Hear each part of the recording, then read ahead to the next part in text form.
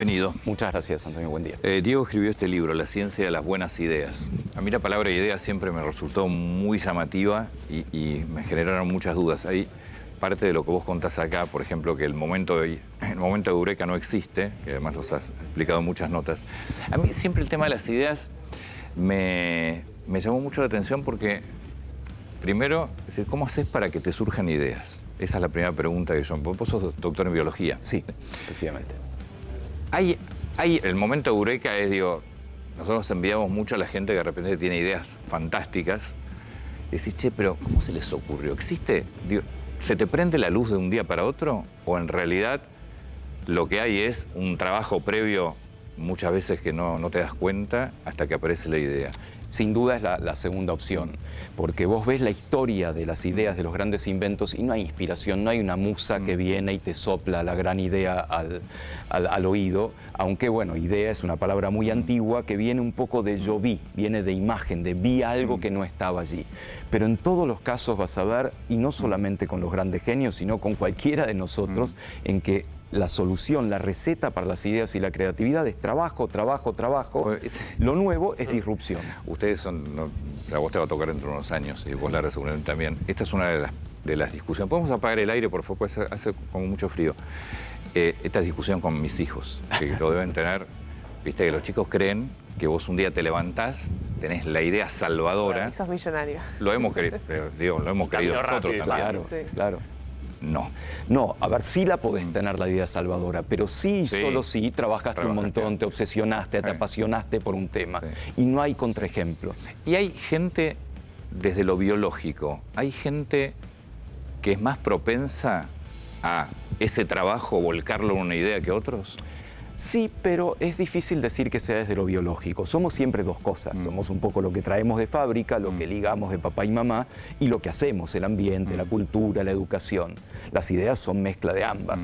Aunque uno tiende a pensar, bueno, pero hay familias, hay poblaciones que tienden a ser más creativas. Bueno, también, pero se educan de cierta manera. Hay test de creatividad, hay test individuales, como los test de Torrance, hay varios clásicos, y hay gente que le va mucho mejor que a otros. Esto no quiere decir que después en la cancha vayan a ser mucho más creativos. Digo, ¿cuánto hay también del momento histórico? Porque uno ve que hay momentos donde empiezan a pulular, a aparecer genios por todos lados, y momentos donde no pasa nada. Y países, uno podría decir lo mismo. El Renacimiento es uno de esos momentos, sin duda. Así como hay test que miden individualmente, también hay test que miden países creativos. Por ejemplo, un índice de creatividad global. Entonces vos tenés países que tienden a ser más creativos que otros. Puedes medir la cantidad de patentes, puedes medir la tolerancia a la novedad, a los cambios, y así poner los países escandinavos, te dan bastante alto, Japón te da alto porque tiene muchas patentes. ¿Con qué tiene que ver? Porque eso es el resultado, digo, pero ¿por qué? ¿Qué características de esos países les permiten? La cuestión de tolerancia es educación, puramente. Es como en la educación obligatoria vos proponés, fomentás que haya novedades. ¿Crees que nuestro sistema educativo mata un poco la creatividad, como se dice a veces? El sistema educativo tendrías que pensarlo de a niveles. El nivel inicial, el jardín de infantes, es tremendamente creativo. Cuando una maestra se tira en el piso con los chicos y las chicas a entender el mundo y mueve de una pieza por vez a entenderlo con los sentidos, es muy creativo y está haciendo ciencia. Después, en la educación obligatoria, en la primaria, ya un poco los objetivos son otros. Pero hay ejemplos muy buenos de que todavía se puede ser muy creativo en la escuela. Mi otra pregunta es, trabajaste, sí, tenés la idea, sí. ¿Cómo se hace para pasar de la idea a la práctica? Porque muchas veces lo que pasa es que vos tenés ideas y no las llevas a cabo. Que a veces, la verdad, el exitoso, el exitoso es aquella persona que logró llevar la idea a la práctica. Por eso las buenas ideas y no solo las ideas. A ver, por un lado yo hablo mucho del tipo de disrupciones que ayudan a que el cerebro asocie ciertos conceptos. Pero para esto que vos estás diciendo hay que ser lo contrario a lo que uno piensa como una persona creativa. Hay que ser rutinario, hay que aburrirse, hay que ser un poco ordenado en el tipo de pasos y tal vez eso te ayuda a que se caiga una idea, no te lo asegura. Lo que seguro funciona es esto de apasionarte y correrte. Correrte quiere decir ir a pasear, ir a tomar algo, ir a dormir, ir en contra de tu reloj biológico, todas las cosas que uno piensa que no conllevan a tener ideas, y la idea es que sí. Siguiendo con esta idea de Antonio, digo, ¿cuánto hay también de audacia? Porque vos puedes tener una idea, pero si no te animás a decir si es una idea disruptiva, digo, si no te animás a hacerla pública, a avanzar y a llevar adelante ese proyecto, esa idea nadie se va a enterar. Pero esto no es solamente individual, sino que también es la comunidad que tengas alrededor. Por eso es que ahora está tan de moda en muchas empresas, y empezó una empresa como 3M y después siguieron muchas otras, a dar un tiempo, un 20% por semana de jugarte con cosas nuevas. Si no tenés ese espacio, en la educación tampoco muchas veces lo tenés, es más difícil llevar a En cabo. Google en un momento se dieron cuenta que la mayoría de las buenas ideas salían cuando la gente estaba comiendo en un espacio relajado. En las universidades pasa lo mismo, el lugar más creativo es el comedor. Bueno, después tenés empresas que obviamente, las automotrices, tienen todo un área que es de concept donde diseñás cualquier cosa. Está bueno el ejemplo que vos das de las valijas. Ah, es maravilloso, porque a mí me interesa mucho una definición de creatividad que no es inventar algo completamente nuevo, sino de poner en el mismo lugar cosas que aparentemente están dispersas. Entonces, hay gente que analizó hace cuánto se inventaron las ruedas. Bueno, hace muchísimo tiempo, ponele 10.000 años para redondear. ¿Y hace cuánto se inventaron las valijas, los baúles? Hace menos tiempo, se inventaron en la Edad Media, ponele en el año 1000. ¿Y la valija con rueditas? Bueno, es mucho más reciente. La primer patente es de 1970, o sea, convivimos 10.000 años con las ruedas. 1970 la primera valija con es un piloto de aviación. O sea, se inventaron antes los aviones que las valijas con rueditas. Justamente fue un piloto de aviación el que lo hizo para recorrer el aeropuerto. En realidad se habían inventado antes las valijas con rueditas, pero en un artículo femenino, con lo cual no se patentó, como se consideraba algo menor, hasta que vino un señor y dijo, no, esto también es para hombres. Pero convivimos 1000 años con las valijas acá y las ruedas acá, y a nadie se le ocurrió juntarlas. Eso es innovación. Y después vino otro y le puso... Exactamente, después vino alguien que porque la primera valija con rueditas no tenía el palo extensible, era una manija y tenías que andar así un poco agachado. Ahora, la idea del brainstorming, por ejemplo, que está medio de moda, ¿sirve realmente? No como está planteado. La idea del brainstorming viene de los años 50, de estas compañías, del momento en el cual florecieron las compañías de publicidad, tipo la serie Mad Men en la Sexta Avenida, y a alguien se le ocurrió, vamos a cambiar la forma de tomar decisiones. Nos vamos a encerrar en un cuarto durante un tiempo largo y todo vale. Y no valen las críticas.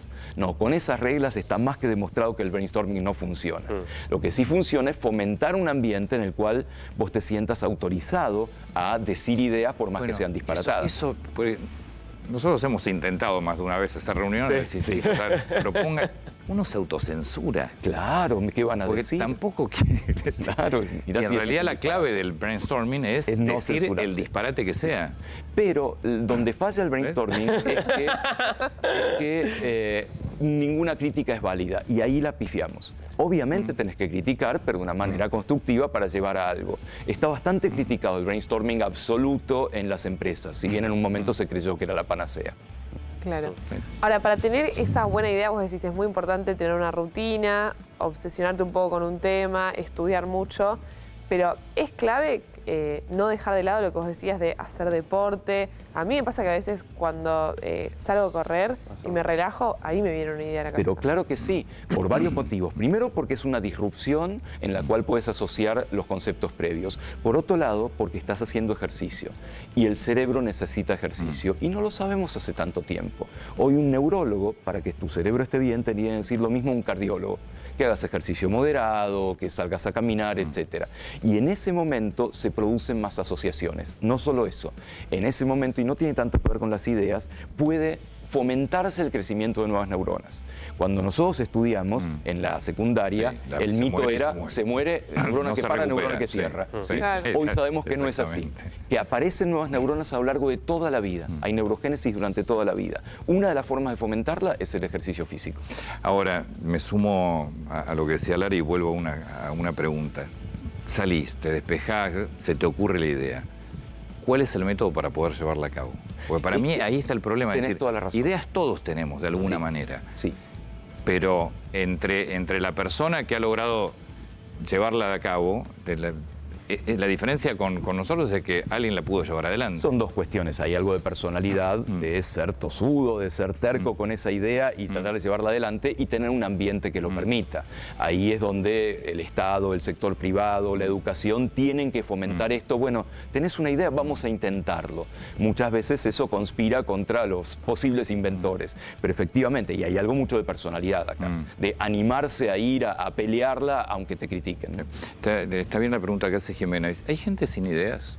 No, no, en absoluto. Y esto también es un mito, ¿no? Que las grandes ideas son de los genios, y no es así. Las grandes ideas son de las personas apasionadas y que se obsesionan con algo. Pero hay no gente más cuadrada, como menos creativa. Yo diría que hay una educación más cuadrada o una cultura más cuadrada que fomenta más o menos el tener ideas creativas. Pero no creo que haya gente más cuadrada. Lo que pasa es que por ahí el problema que estás pensando no es un problema de premio Nobel, es un problema de cómo solucionar algo en tu casa, en tu escuela o lo que fuera, y ahí tenés ideas. Uno siempre espera la idea salvadora, con lo cual también tenemos un error, creo que siempre queremos pensar en grande. Pero yo no estoy en el libro, yo lo que menciono es que esto realmente es para todos. Porque todos los días te enfrentas a problemas pequeñitos y tenés que mirarlos desde otro lado, tenés que obsesionarte, tenés que correrte y volver, igual que hace un científico, igual que hace una tecnóloga, igual que hace alguien que tiene un problema más grande, por así llamarlo, lo mismo tenemos que aplicar en la vida cotidiana. Los argentinos, ¿qué tenemos a favor y qué tenemos en contra en términos de creatividad? Mira, esto te lo puedo contestar más desde el sistema científico argentino, que realmente es muy creativo. Es un sistema que tiene grandes escuelas, porque tenemos 2 premios Nobel y medio, y por Einstein más o menos, pues tenemos el dudoso honor de haberlo echado en su momento, pero se formaron escuelas de ciencia. A veces hay más recursos, a veces hay menos, pero la verdad que la creatividad de la ciencia argentina es extraordinaria. Es extraordinaria, vos realmente tenés trabajos muy buenos y chicos y chicas se van y les va bárbaro. Hay algo ahí que está funcionando. Hay organismos, las universidades, el Departamento de Investigaciones de Universidades. Yo siempre, más allá de CONICET, que desde ya, INTA, INTI, vos empezás a ver desarrollo de la Comisión de Actividades Espaciales, y está muy bien eso. Hay mucha preparación. Y mucha resiliencia, porque hemos tenido épocas en las cuales había muy poco sin presupuesto. Apoyo. Sin presupuesto. Aún así, el sistema científico se mantuvo, porque hay algo como un buen ejemplo de creatividad en Argentina. No sabría decirte cómo extrapolarlo al resto, pero en ciencia seguro que sí. ¿Cómo te podés dar cuenta en que sos bueno? Es muy buena esa pregunta. Yo creo que tiene también que ver con esto de obsesión, ¿no? Con esto de cuando pasa el tiempo. Hay un concepto, yo cuento también en el libro, el concepto en psicología se llama flujo, flow, que lo inventó un ruso muy conocido en psicología, cuyo apellido es impronunciable, así que no me lo pidan, que dijo, cuando vos estás haciendo aquello en lo que sos bueno, ¿sí? y realmente te apasionás, el tiempo pasa sin que te des cuenta.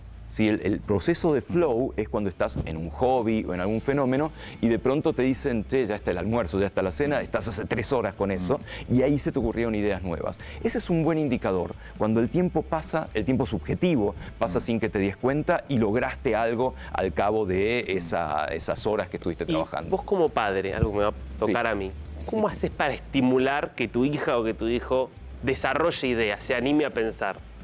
Y mira, lo pienso por ahí desde el lado de mi viejo. Mi papá era un gran inventor, mi papá era químico. A ver, si de ahí viene entonces todo un poco puede ser, un poco, igual si te cuento sus inventos, más o menos, por ejemplo, uno de sus grandes inventos fue un tónico para hacer crecer el pelo, y aquí ven el resultado, y era mucho más pelado, debo decir, pero mi viejo estaba siempre ocupado, haciendo cosas, laburaba todo el día, pero cuando mis hermanos o yo íbamos a preguntarle algo, paraba lo que estuviera haciendo y se interesaba genuinamente. A ver, busquemos. Y una gran respuesta, como padre, como maestro, como maestra, es no sé. Pero un no sé que abra puertas. Cuando vos le decís a un pibe, no sé, vamos a buscar, preguntémosle a alguien que sepa, hagamos un experimento, ahí abrís un mundo de creatividad.